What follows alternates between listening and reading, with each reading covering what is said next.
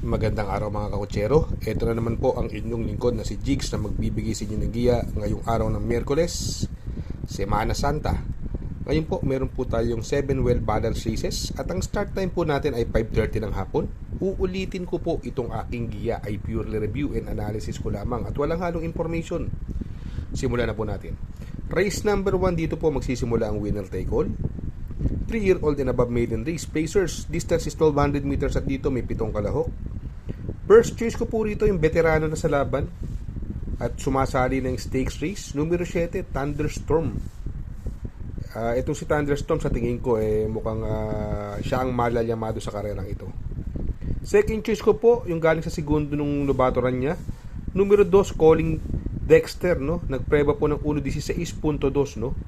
Sa tingin ko may higpit na makakalaban, may chamba po yan, Calling Dexter.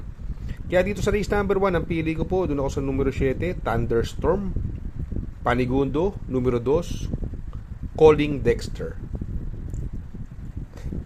Sa race number 2, dito po magsisimula ang pick 6. Pilracom rating base handicap system class 5, 17 to 41 split.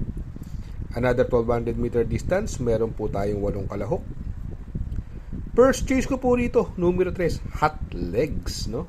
Itong baba sa laban. Order na lang inaantay dito. Pag nilabas, tingin ko, lamang na lamang, pwedeng suluhin. Kaya lang, yun nga ang mahirap. Baka mamaya, hindi bigyan ng importansya na may-ari. Second choice ko naman po rito, yung numero 1, Reyna Margarita, no? Dihado. Jackie R.A. Base, buena sa Dihado. 2 beses na nalong last race sa Dihado yan.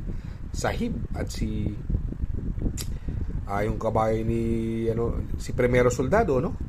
Parehas long shot. Ang galing magdala ng bata na to. Kaya dito sa race number 2, pili ko po. Doon ako sa numero 3, Hot Legs. Panigundo, numero 1, Reyna Margareta. Sa race number 3, dito po magsisimula ang pick 5. 3-year-old and above maiden race. Placers, no? Distance is another 1200 meter distance. Meron po tayong 7 kalahok. First choice ko po rito yung na mega outstanding na karaan na natalo. Tinalo ni Poging Baste, hindi lumagpas. Numero 5, Edge of Glory from J.R. Sargent de Ocampo. Binigay na kay Jan Alvin Guse. Bugbuging kabayo. Sa tingin ko, ganun talaga ang kanyang estilo. Second choice ko po yung magdadala ng unahan. Yung numero 6, Blue Scholar, no? Sakay ni Jackie A.B. Serios. Sa tingin ko, yan ang mahigpit na makakalaban ng Edge of Glory. Kaya dito sa race number 3, pili ko po. Doon ako sa numero 5, Edge of Glory. Panigundo, numero 6, Blue Scholar. Sa race number 4, dito po magsisimula ang pick 4. Pilracom rating base handicap system, class 4, 42 to 56 split. Another 1200 meter distance, meron po tayong 8 kalahok. First choice ko po rito, numero 5, My Boy Lollipop couple with Sing Anyusong. Grabe, ang baba ni Sing Anyusong dito. Nagpo-preba ng 1.12 ito. Sino gagawa dito ng 1.12? Tingin ko, lamang na lamang, no? Connection na lang ang inaantay dito. Malaman nyo lang nalabas to, patok po to, Sing Anyusong, no? Kaya lang, hindi pa rin natin alam kung anong mangyayari, no? Although pwede maging possible scenario rito, yan, Super Tatiana, My Boy Lollipop, puro mabibilis siya, no? The Golden Andalay, no?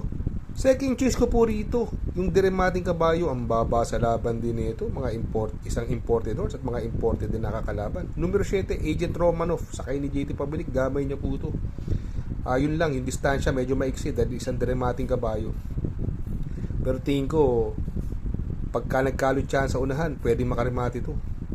Kaya dito sa race number 4, pili ko po. Doon ako sa numero 5. My Boy Lollipop couple with Sing Anyusong. Panigundo, numero 7, Agent Romanov. Sa race number 5, Pilracom rating base handicap system class 5, 17 to 41 split. Another 1200 meter distance at may 8 kalahok. Dito sa karerang ito, no? Parang Peter Aguilar race. 4 ang entry nila rito. Tatlo ang entry nila rito. Puro may panalo. tingin ko pwedeng pagtulungan si Distant Thunder dito, hindi pa unahin ni Blue Thunder. Bagamat JT Sarate si Distant Thunder, no? Andiyan pa yung Lynch Pride, pwedeng magkalo chance ng tatlo. Pwedeng mapabor sa mga dirimati na katulad ni Blame the Ghost, Escondido na bumaba ng laban. Isla Puting Bato, naku, nanalo nakaraan po yan. Puro 20 sa isang prueba sa 1400 meters. At magaling kay Pabs Cabalejo, no? Kaya dito, ano, itong race number 5 na to, pipiliin ko puro Peter Aguila horse, no? First choice ko po dyan, numero 7, Isla Puting Bato, sa akin ni Pabs Cabalejo.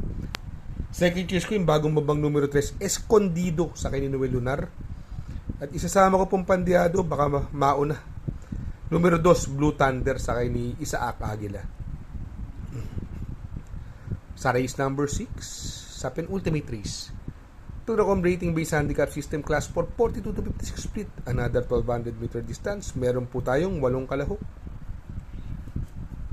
First choice ko po rito, binalik na kay Jackie Boss Jenjen Huko, numero 3, Lucky Mama. Possible magdala ng unahan to. Sa tingin ko, lamang na lamang po ito. Ang mahigpit na makakalaban niya po rito, nag-uumentong kabayo. Ang gagaling din ng tinatakbo nito, ha. Ito ang pwedeng tumalo pala. Numero 6, Frugality, sa kay ni CM Pilapil. Sa tingin ko, yan ang mahigpit na makakalaban. 2 horse race, tingin ko po yan. Parehas umentadong kabayo. Kaya dito sa race number 6, pili ko po, doon ako sa numero 3, Lucky Mama. Panigundo ko naman po, numero 6, Frugality. Sa race number 7, sa last and final race, Pilracom rating base handicap system class 4, 42 to 56 split, another 1200 meter distance. Andito po yung tampok na patok na dihado para sa sarili kong opinion. Grabe baba nito, isang imported horse, no? Lumalaban kila Glorify.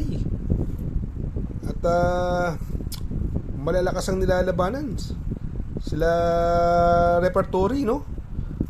Numero 4, Lady Sabine, binalik kay JL Ciego Jr. Ito, gamay niya po ito. Naipanalo niya, nailagay niya sa panigundo po yan. Naisigundo niya. Si Lady Sabine. Nadihado. Pilitin lang niya mauna rito. Walang makakaporma rito. Sa tingin ko, ito tampo ko na patok na pandihado. No? Dito sa race number 7, para sa sarili ko opinion, lamang sa akin, patok na dihado. Numero 4, Lady Sabine. Shout out nga pala kay Sir Pax ng Barkadahan OTV. Located po siya sa 1139 New Antipolo Street, Corner Vargas. Malapit lang po sa Abad Santos, yung bagong ginawang tulay. Very convenient and attentive po ang mga tao. Pwede po kayong mag-EV at party while betting on racing. Good luck mga kakutsero. Sana po matapat ang ating giya at yung mga nakasunod. Sana po ay magsitama po kayo. Ako yung makikiusap lamang at makikisuyo sa inyo na please like, share, subscribe, and hit the notification bell para update kayo sa aking mga giya. Good luck po and happy racing.